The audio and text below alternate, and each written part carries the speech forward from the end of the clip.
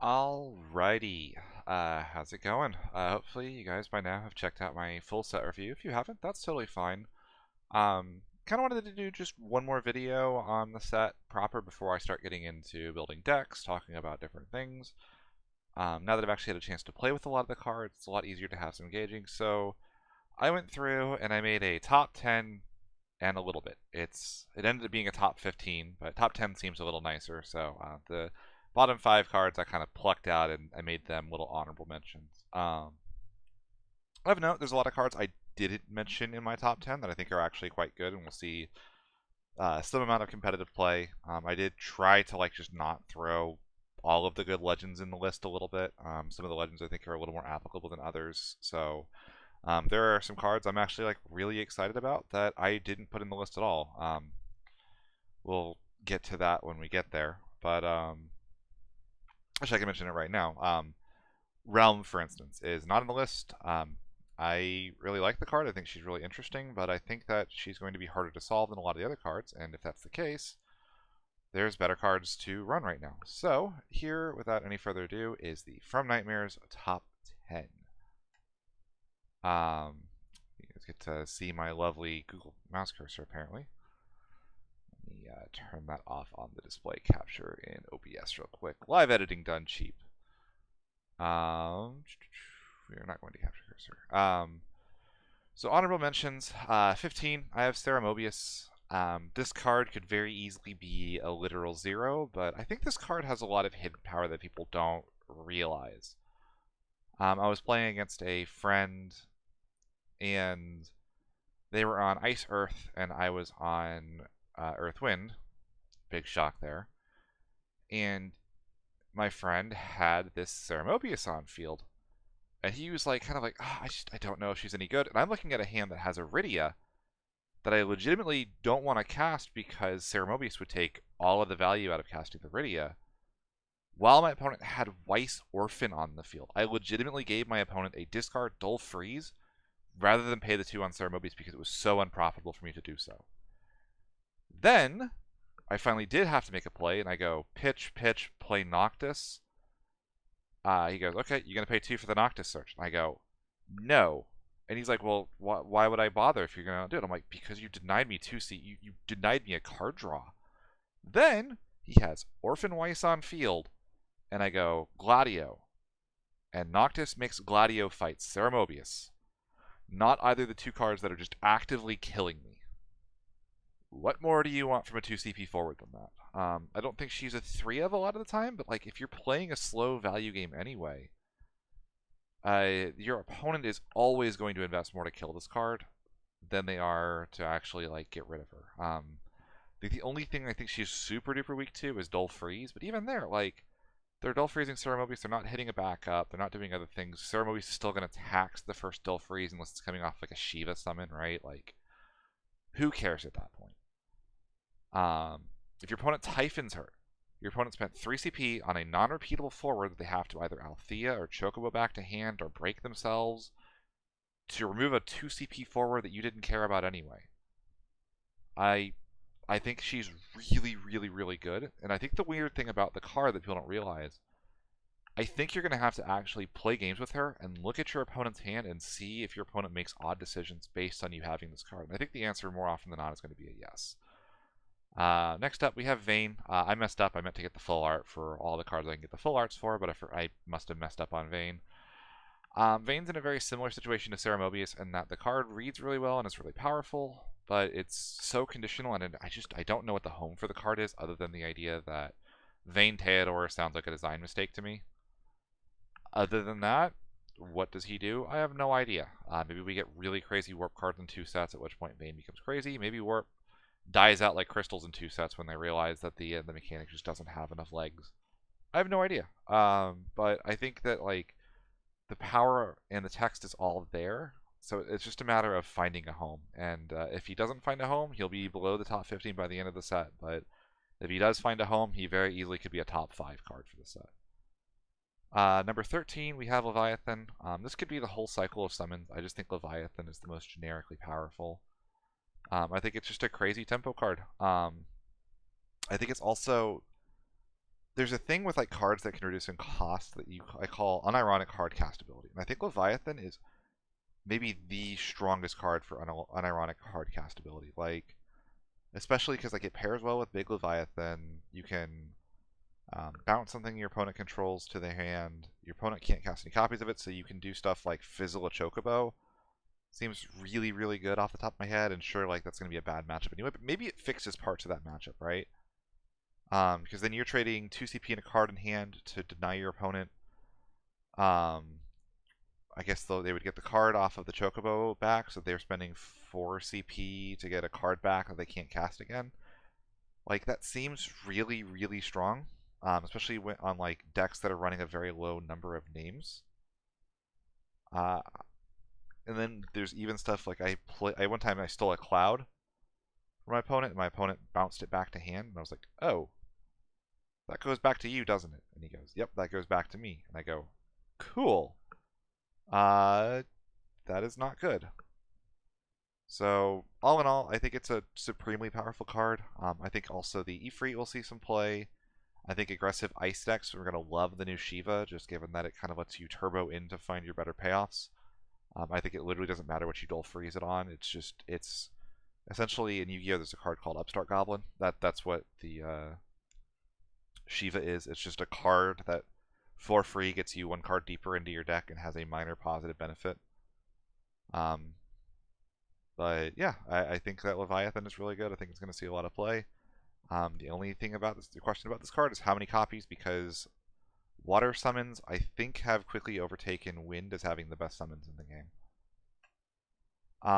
Ricard, I think this would be one of the best backups in any color. The fact it's in Lightning is about the only reason he's down here. If Lightning gets better, you're going to see this in multiples. Unless there's a really, really good backup engine in Lightning. And even then, this gets the... Let's say that they do print a Nordstalin for Lightning, as in this card that just does everything, right? A lot of times when you have a card like that, you can hard mulligan into it and get there about 50% of the time. If you open Ricard, Ricard kind of does your hard mulligan for you when you do that. So even if you go first and you see this card in your hand, even if it's your only backup, it's probably worth keeping because your mulligan are the exact 5 cards Ricard would see anyway, right? I think that's really powerful. I think the action ability is really good. I think the fact that you can play it at multiple because this has a good action ability that can break itself if you need to play another one, like, just seems like a good card. And the last honorable mention I have is Evray. This card could very easily be a little too low because I think we're going to see a lot of it, but kind of the more I've thought about it, like, it's going to be a one of in every win list, and like, granted, it's a really powerful one of, but I don't think we're going to see this in multiples. It's searchable and recurable in a lot of different ways, which I think is really powerful. I think the fact that this kind of gives wind game against Icewind now, because there's just nothing they can ever do. The longer you can hold this, your opponent can never interact with your field in your turn, because it lets you use Althea as a backup proper, which, like, a one weakness of Windless sometimes is like when you tap Althea for an effect that reactivates your backups, there's a window of vulnerability that Evray now is kind of just no longer gives your opponent, as long as you don't have to use the Evray early in the turn. And I think for that reason, it's just good. Essentially, it's an evoker that can never untap, but comes in untapped, right? Or like it only can untap during your active step, and it never can untap during the turn, which I think it's generally really good. Obviously, it's a little better than that because it's like an evoker that like once per turn copies a backup you control. But yeah, I think it's really good. I think it'll see a lot of play, and I think it's going to be a very, very frustrating piece of any cast-focused wind list. Number 10, I have a Warrior of Light. This is kind of in the same boat as like Ceramobius in Vayne, in that I don't know what plays this. I've started doing a list with where I can actually get 4 backups onto the field very easily. You can go Bosch is like your top piece. Bosch can get you Elfie, which gets you ZG, or Bosch can get you Iridia, which gets you Yuna. And then you just play all the broken multi-elements, and then all of the best summons in every element, and you just go from there. And I think that deck actually has some legs. I think that there's a lot to be said for being able to run just a very powerful 4-color engine, and this card is hard castable. I also think this is maybe just the best card you can cheat into play under any set of circumstances now, right? Maybe you, if you steal this off Zidane, God help your opponent. Like, they just kind of lose the game on the spot, right? But, I mean, even something like I was thinking you could go Norstalen into Waltrill, get a Crystal, next turn go Soul into Warrior of Light in like an Ice aggro deck, or Ice Fire aggro, and then all of a sudden you've got 3 forwards on field, 3 which can swing in on that turn, and the best beat stick in the game. I think there's a lot to be said for that. I don't know where else he's going to go. Unfortunately, he doesn't have either the elements we cheated in by El Cid, but you could hit him off of something like a Kieran. And I think it's really interesting. I also think it's a really big buff to Fusoya as well. I had a game when I was playtesting that where I had the 4 different colored backups. And then I went pitch 3, play a Tyro. I had a Warrior of Light in hand. And then I go tap the 4 other backups, play Warrior of Light, activate all my backups, tap all 5, play Fusoya, and I feel like at that point the game is just kind of over, right? So I think this is a really interesting and a really powerful card. It just remains to be seen if it's a little bit too slow or too difficult to actually cast. And even if it isn't cast, again, how many ways can you cheat this into play in an effective manner? Number 9, I have Tonberry. This is the next in the line of water monsters that form a Congo line at the end of the game to kill your opponent. But I also think this has a lot of other applications that people don't think about. There are decks that will go to combat and genuinely not have an out to a Tonberry. Their only out is going to be to crash a forward. And at that point, it becomes like 2 CP to kill the least valuable forward on your opponent's side of the field. If they're like swinging in a way where like they have to like swing their least valuable forward, or they can't swing their more valuable one. I'm thinking of a situation where it's like your opponent swings a man in black, and then you animate Tonberry on the stack, and they have to immediately cast a spell with the man in black to keep the Tonberry from blocking, or the man in black just dies. Something like an Al Cid, I think, is another example where it's like like a Sephiroth where your opponent will swing in a Sephiroth, and it's like you animate the Tonberry and just kill the Sephiroth, and there's nothing they can do. They can't dull it out of the way on the stack, so deal with it. So yeah, I think like 2k ping is not necessarily the hardest to find, but it's not necessarily easy to kill something on your opponent's turn like this. And I think for that reason, beyond just being the Congo line forward, this is kind of just like a better blocker than Blue Worm. And there's plenty of times where the best thing about Blue Worm is that it's a blocker that your opponent can't remove until it blocks, right? Blue Worm either represents heal 1 point of damage or deal a point of damage. And I think Tonberry represents much the same, except when it heals a point of damage, it also says discard a card and kill an opponent's forward. And I think that's really good. Number 8, we have Miyu. I think this is kind of a card that Fire has been looking for a while. There just hasn't been a good backup engine in Fire, period. This now makes Fire Lightning really, really easy to almost treat like a wind deck and run a very low number of backups, because you can go Kalia Cheval into Miyu into Mutsuki. You can go Tricolor now with Lightning, Fire, Ice, which I think is really interesting, particularly because of the Waltzes and the Dream Stooges. I think there's definitely like there's game there. This is also, again, just a Fire backup that I think finds 2 other Fire backups and a Lightning backup. She does the Norstalen thing and searches herself, which is really good. Just all around phenomenal card. They could have put restrictions on this, and they just didn't. Yeah, there's no way this card doesn't see a lot of play. If any of those color combinations are good. Even Fire Ice, you could argue this is better than Mont Blanc and Hurdy. I love Mont Blanc and Hurdy, but there's like a little bit of awkwardness where like when you play the Mont Blanc for 3 CP, you also have to have essentially 5 CP, 2 of which has to be exactly ice to get the Hurdy into play. And Miyu doesn't have that awkwardness. You can just search the Tono and play her next turn, right? So, really, really powerful card, really cool card. Number 7, I have Garnet. I'm going to be honest with you, I think the only card that I played that had Warp last set was Theodore. I think there was like a case for Charlotta because the warp was short enough, and like I played a lot less Icewind than I thought I was going to. But like even Melvin, like the warp was like he did it when he died. Like you almost never wanted to warp him in, like unless you had like 6 cards in hand and 2 free backups. But like even there, you could just hard cast the Theodore and feel pretty good about it, right? Garnet's the first card that has had me actually play with the warp mechanic, and she feels slow.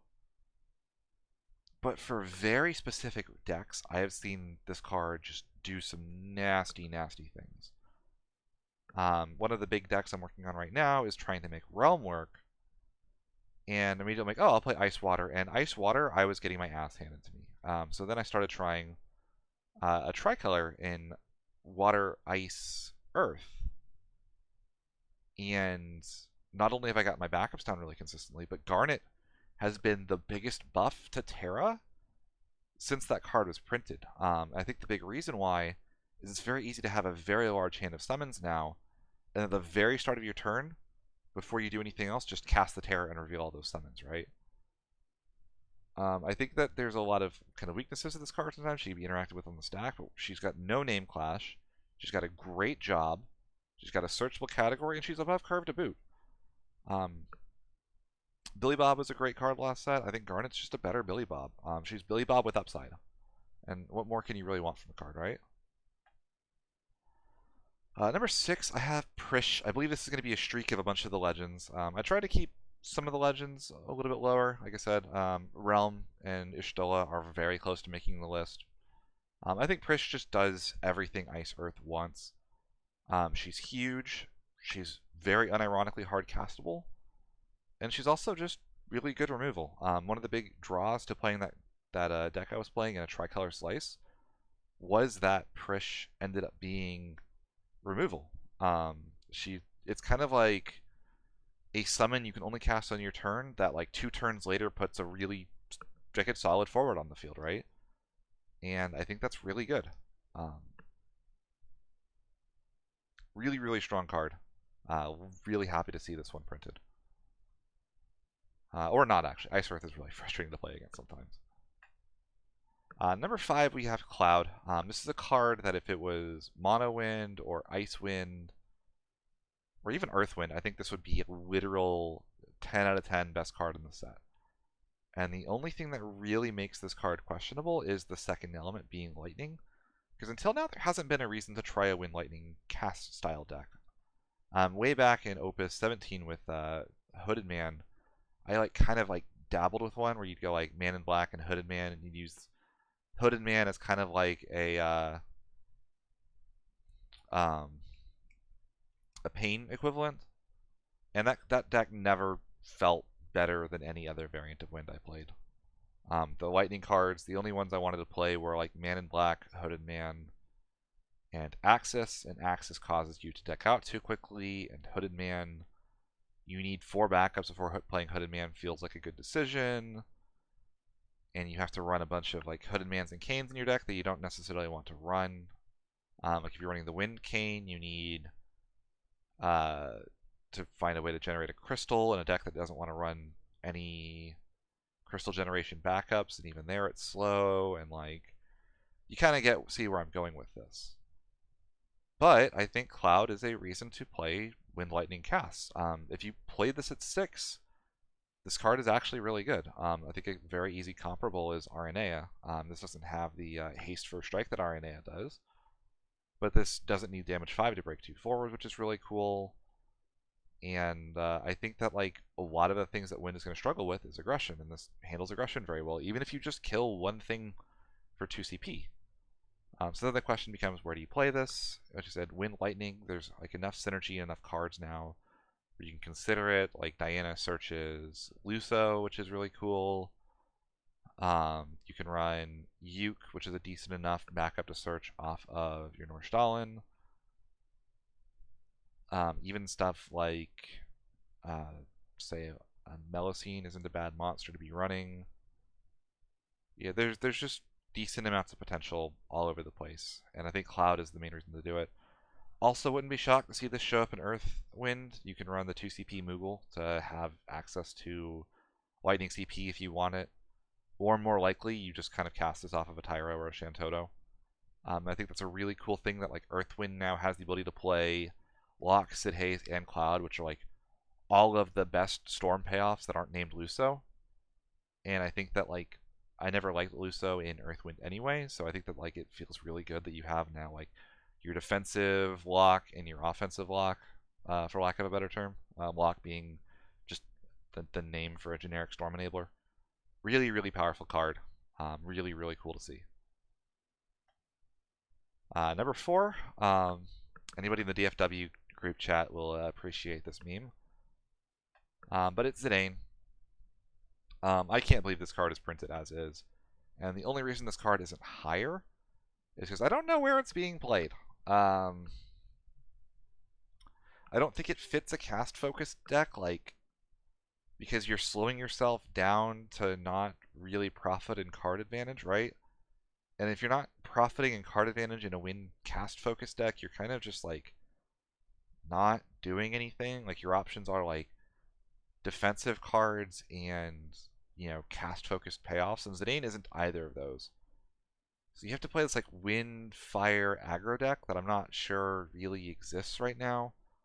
The thing that actually scares me potentially here is you could go Wind Lightning, where you go Kaliev Cheval and Tono, and you go Restrictor and Narrow as your backup engines. And then you run like 3 copies of 3CP Reeve and 3 copies of Shellk. I think Shellk is a really powerful card that just kind of doesn't see a lot of play. But you could easily search a Shellk off of a Restrictor and then play the Zidane. And then all of a sudden your opponent now has to deal with this really obnoxious aggro card in a deck that's already trying to be super aggro, while also getting a discard. And same thing, like Reeve lets you like reanimate it once it dies once, and there's also just like other good things you can revive with Reeve in that deck as well. You can Cascade and hard search this with a Time Mage if you wanted to. Probably there's the Lightning one that'll get you there as well. I haven't actually looked into that. Maybe Selkie would get you a Wind card. I think like Selkie gets like Wind, Water, and Lightning. I'll have to double check. But yeah, no, this is extremely, extremely powerful. And if it finds a home, you're going to hate this card. I don't know what they're thinking with it, like I said. I think if it just didn't specify taking backups, it would feel still really terrible, but like better. Or like if it didn't have haste, or like if it said like you can only use this effect of Zidane once per turn. Like legitimately like Yu-Gi-Oh style hard effect where you can't like break your own Zidane and replay it. But yeah, I don't know. The other thing is there's a name clash. The 2CP Win Zidane is so good because unlike this Zidane, that Zidane does actually trade even as far as card advantage goes. You kind of lose a card in hand to get a card from your opponent's top of their deck. It's not like the same type of card advantage, but still just really good. So yeah, I don't want to face this card, but it's good. So that's that. Buddy, this is the card I really kind of slept on for a while. Like I was like, oh cool, Category 10 backup searcher, searches Yuna. Wind Water's kind of seen better days, but I really think this does a lot more than that.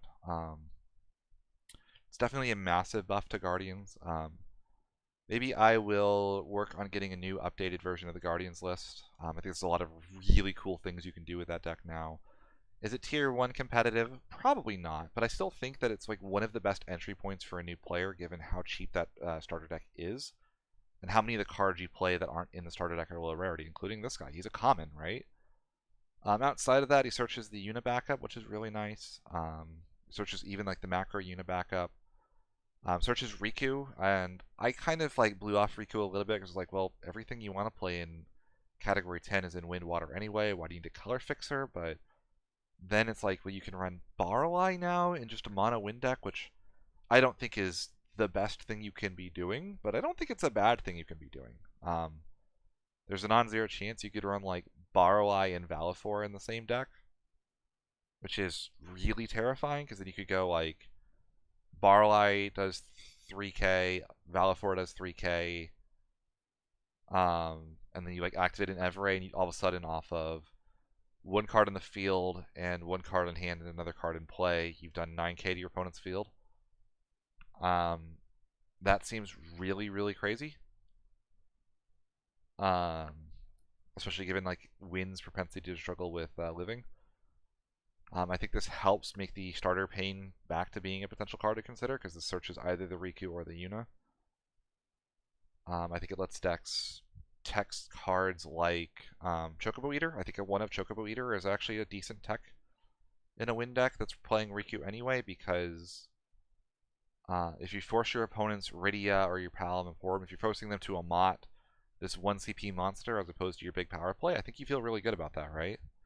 So kind of the more I've seen this Buddy and to a lesser extent Riku, the kind of the more I'm like, yeah, these cards are really good.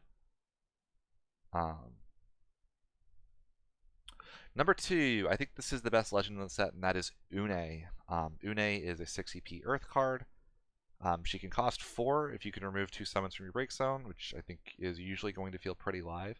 But even casting this for 6 is actually not bad. It's like getting most of a Leviathan. You bounce it forward and you bounce it back up to your opponent's hand. A lot of times there's a decent backup to bounce. Against Ice, you can bounce like a Unileska that they have to now replay to get any value out of.